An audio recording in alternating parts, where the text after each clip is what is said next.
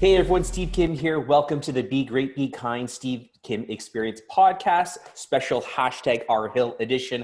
I have Alan Ashmole, the owner and operator of Premier Spine and Sport, who services Richmond Hill and the surrounding areas, on today, sharing his time and his expertise on a little bit of it about his business, how his business has been impacted by COVID-19, and most importantly, Alan's so graciously offered to share some tips for everyone who has been spending more time at home and living more of a sedentary lifestyle. So Alan, thank you so much for joining us on today's podcast.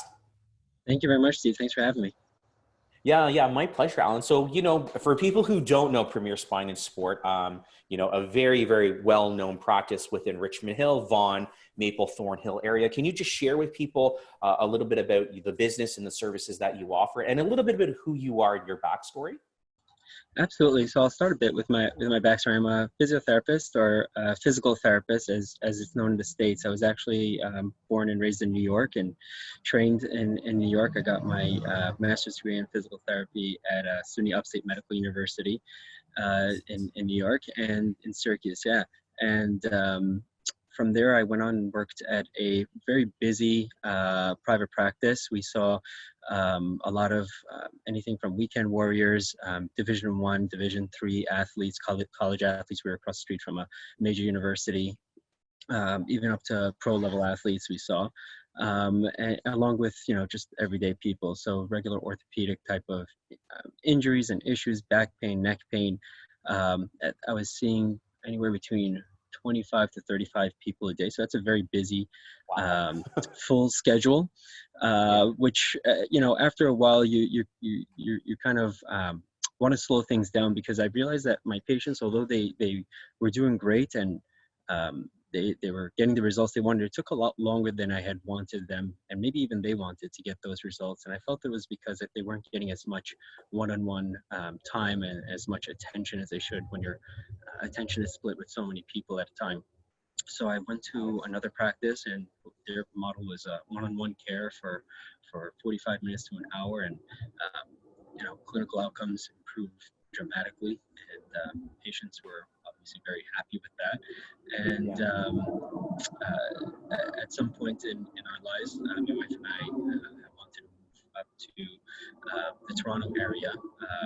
We just thought it'd be a better place to raise our kids. We got 4 little ones now, and just like any great mother-in-law would do when she hears that her daughter's going to move back home, she says, "What do you need?" So I said, "Look, there's only one place that I would consider working at." And this was this chronic pain clinic that I had seen many times when I visited up here on our trips, right in Vaughan. It was called the Health Recovery Group, and that place was it was very unique. It was one of the first multidisciplinary chronic pain centers, I think, in all of Canada. It's opened back in 1980.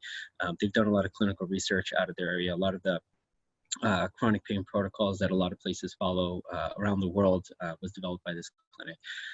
So she did what any great mother-in-law would do, walked right in and said, "Do you have any hirings? Do you have any openings?" And fortunately they did, actually. And Wow. I was flown up for an interview, and I got the job. I was working, they had a department in Mount Sinai Hospital. So I was doing assessments down at Mount Sinai with people who've had chronic pain, meaning pain that lasted more than 3 months. But these people had their pain maybe 5 years, 10 years, 15, 20 years even. And they've tried a lot of things you can imagine, right? They've tried physio, chiropractic, massage. Some had surgeries. Obviously, a lot of them are on medication. There was a lot of other things going on with them, like depression. So we had a whole team of people, and that was what was unique about this place. We had, we had myself, the physio. We had a chiropractor, a massage therapist, a psychologist, a cognitive behavioral therapist, biofeedback therapist, kinesiologist. So we had a whole team of people helping. We had a physician on staff. And I was helping people who have had pain for so many years with this team, and finally getting results that they didn't think they would ever make. And that was kind of where I shifted my practice to focus more on people with chronic pain, more on people who've almost given up because when you have chronic pain and you've tried so many other things, you get to a point where, you know, you kind of wonder, you know, is this my life? Is this what it's going to be for the rest of my life? So that's kind of what I'm doing now as a solo practitioner physio, and I team up with other people in the community, nutritionists, and psychologists and life coaches and things like that to help people get to where they need to be. So it really is almost like an all-encompassing packaging, like package in that it really, you know, you seem to focus really on complete wellness, almost like a wellness center, right? So not just kind of individual, I guess, you know, acute pain here and there, but really just taking care of the individual. Because I was on your website, one of the things that really resonated with me is this line. You say, people first, patient second. And I think that really, really speaks to just your vision, the way that you run your practice, and just how successful your practice has been. So Alan, let me ask you, so I don't know how common it is, but like, you know, were you a kid growing up and saying, hey, you know, one day I want to be a physical therapist? Like how did that kind of passion to serve and to help people, where did that stem from and where did that come from? Yeah, I was always one who loved to help, loved to serve. I was always volunteering for things. I was always, you know, keeping myself busy. In high school, I played sports. I played football in high school for a couple of years. I did track for a couple of years. Obviously, with my stature, I was much better at track than football. And I've had a couple injuries. And that's where I met an athletic trainer who helped me with some things I had going on with my shoulder and my wrist. And at that point, I felt like I knew I wanted to go into medicine. I knew I wanted to go something into healthcare. And at the time, I thought I wanted to be a pediatrician. But, you know, being a 17-year-old kid and you find out that it takes, you know, 4 years plus 4 years plus residency, you're like, man, I've not in school for that long. So I asked Lori, the athletic trainer, how long does it take to become an athletic trainer? She said, it's just 4 years. I said, that sounds good. So I started studying to be an athletic trainer. And at one semester in, I got introduced to the idea of a physical therapy. I've never heard of it before, but my aunt mentioned it to me. I had a cousin who had some disabilities and was getting a lot of physio at home and a lot of care. And I got introduced to the idea and I said, this is, you know, it's amazing because with an athletic trainer, you're treating a certain population, athletes, you're on the road, and it's a rigorous schedule, but for the most part, you're treating one almost type of person, an athlete. Whereas a physio, you're treating anywhere from, you know, anyone across the lifespan, multiple different, you know, workplaces. You can go in an office, you can work out of an office, you can work out of your home, there's work out of a hospital, and so many other avenues that are open to you. I can tell you my youngest patient has been a week old, and my oldest was 105. Wow. And so I've worked in a lot of different practice settings and I've seen a lot of things. And yeah, the 105-year-old was amazing. I always like to say she had a mind of a 20-year-old. She moved like she was in her 50s. She was just amazing woman. But that was what I found it really gratifying that, you know, I can kind of shift and pivot within this field as my career developed, and that's kind of what I did and where I am now. So that's how I kind of landed on physio.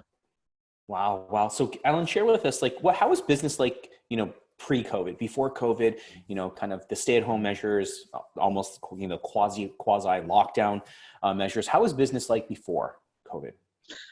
Well, it'd be like any other, I guess, business, right? People calling people, you know, telling you the issues that they've had. They come in for assessment. We go through regular treatment plan. And when I say regular, I've been told that my regular treatment plans are nothing like they've seen before, but okay. but it's regular for our practice because, like you said, we treat kind of the whole person. And you know, it was a regular business, obviously running through. But post COVID, it's obviously very different. My practice is now virtual, which some people find odd. How does a physical therapist work virtually? Because it's a very hands-on profession. But there's plenty that can be done without our hands. And when it comes to chronic pain, it's actually they don't need as much hands-on either. So we do a lot more pain education. We do a lot more mindset. We do a lot more exercise-based treatments. And I mean, just last week I was on a session with someone who, you know, the whole session we just talked about, you know, how you can control kind of this negative state she was in because of this lockdown. I know a lot of people have, fear, anxiety, stress, a lot of different things going on, and her body just wasn't responding. She was in a lot more pain. So we spoke about, how she might be able to control it, and that could be through changing her mindset, through physical exercise, or through nutrition. And we talked about how she can control those three things and what would be the easiest way for her to kind of get in and change kind of the state she's in. And we didn't actually do any what you would call traditional treatment. We didn't do any exercise. We just spoke for about half an hour. I followed up with her the following week. She said she was doing actually amazing. Since our talk, Wow. she got a little more physical activity. She changed her mindset. She worked on her nutrition, and I just had a call with her yesterday. It was our last session, and she's had this pain for, I think it was neck pain, for about 10 years, and it was our 8th session. I think half of them were delivered virtually. She was seeing me in office before COVID, and she hasn't had pain in 2 weeks. She's been doing amazing just since that last talk of changing that mindset, and it just speaks to the power of how the mind can affect a lot of what we're experiencing, including pain. Yeah, and that's great. It's nice how kind of the business has pivoted, and you found kind of an innovative way to still service your patients and people who are dealing with chronic pain and things like that. Let me ask you, Alan, do you foresee kind of this being an added element to the business, where like maybe, because of the situations and the challenging times that we're in, that you're like, you know what, I never really thought about offering virtual services, but maybe this is something that would be, a component of your services moving forward? Is that something that maybe you might add moving forward? Well, yeah, virtual services has been part of what I've been doing for quite some time. It never really was featured. It never really was featured. It really wasn't spoken about, but I get people from all over, as you can imagine, the region contacting me. And obviously when distance is a measure, or work schedules, we do our sessions through virtual therapy. I've done sessions, in New York. I'm also licensed there still.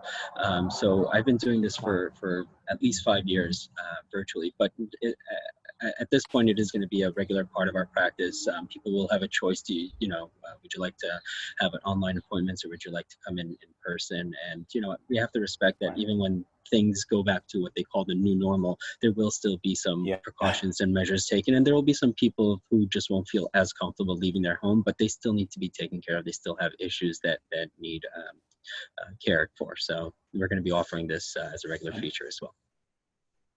Fantastic. So Alan, would you be gracious enough to offer maybe like one little tip for people kind of, I'm going to say for the ones at home kind of struggling with, stress and anxiety amidst kind of the lockdown, like what's one thing that maybe we should all be practicing or incorporating in our lives just to kind of, maybe shift our mindset into more of a positive outlook or a positive approach that you might be able to share with the people watching and listening?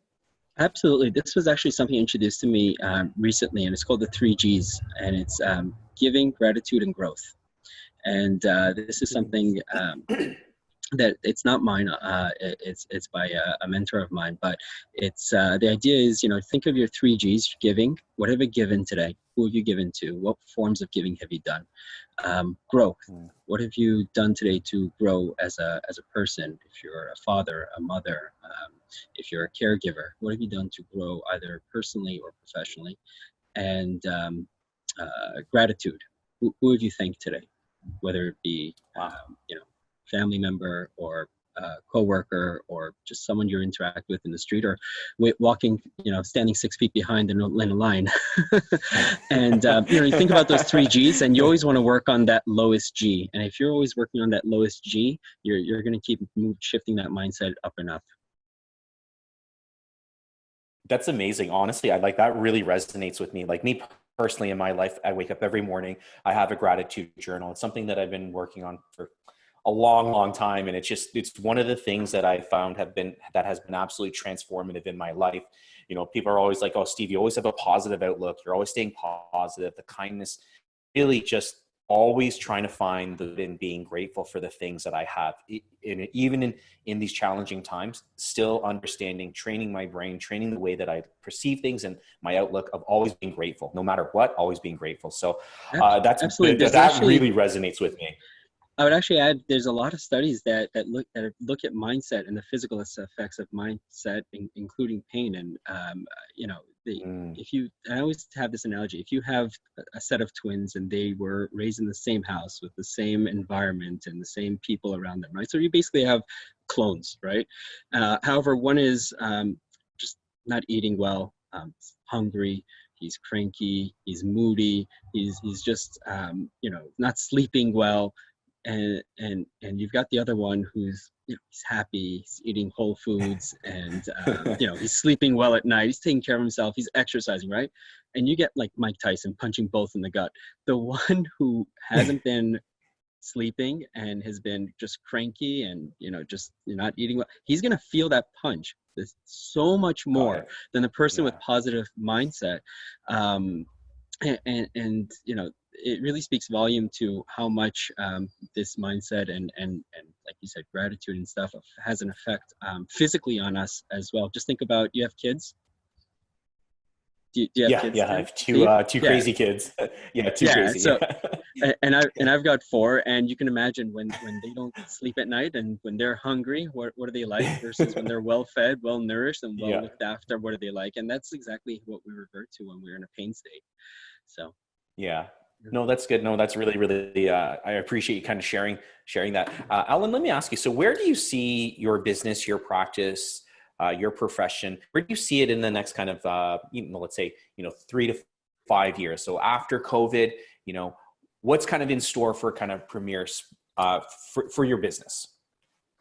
So as I mentioned, I partner with a lot of people in the community for the wellness aspect of my practice. So we'd like to bring all of that in-house and have a comprehensive chronic pain center helping people who haven't found success in other places, who've tried so many other types of treatments, who feel like they're at the end of the line.